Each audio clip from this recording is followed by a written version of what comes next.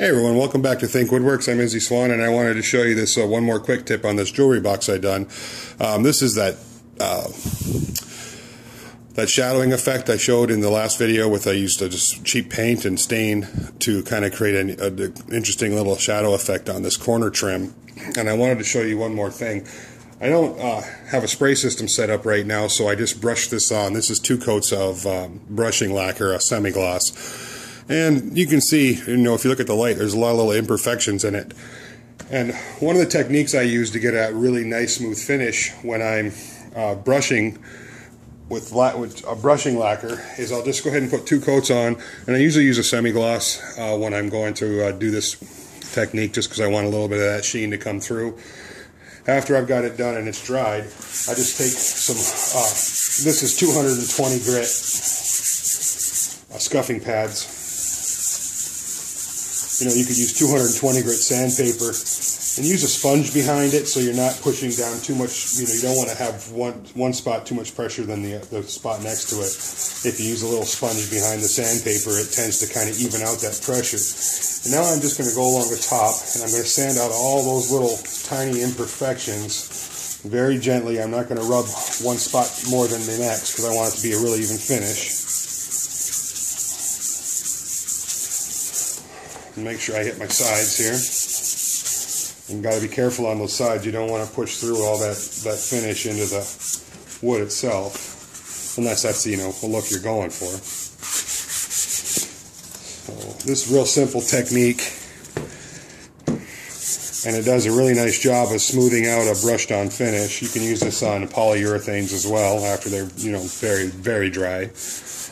I usually wait 48 hours with polyurethanes, and then I just take some Minwax paste finish wax after I've sanded out those little blemishes and imperfections that the brush leaves behind, and I get a fair bit on there. I want to put a real thick coat on this, and don't worry about dulling the finish up a little bit when you're doing the sanding. When you wax it, that's going to restore a lot of the finish. Now it's not going to have that high gloss sheen or that semi-gloss had, but it will look really nice.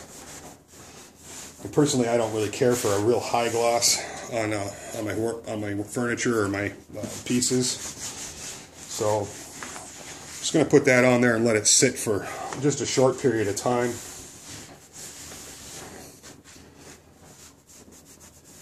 And I'll put another coat on this after this one dries, but for time's sake, I'm not going to show that in this video. And then after it sets for a few minutes, usually your best bet's to give that paste wax about 3 minutes after you put a coat on. I believe the manufacturer calls for a little more time, but I don't see that it's necessary. I've been doing it like this for 20 years, and it seems to work out fairly well.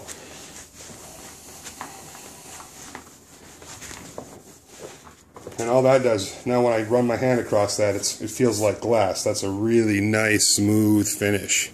So, anyway, neat technique, if you're brushing on. And there's that jewelry box. The lighting's terrible. But it's a neat technique if you're brushing on your finish and you want that last little bit you have, to be really super smooth. Just sand it out, use some paste wax, and then you can buff it out and it looks real nice. And this one turned out interesting. It's not a real fancy piece, but it's got that nice calico or figured walnut in the center there. These are book matched, so that gives it a nice appearance. And I've left the edges a little bit kind of on the rustic side, a little bit rough, because I like that look. It really gives it some nice contrast. But anyway, hey, thanks for watching. Hope everybody has a Merry Christmas, and lots more cool stuff and crazy tips coming your way, so don't forget to like and subscribe. Thanks again, guys.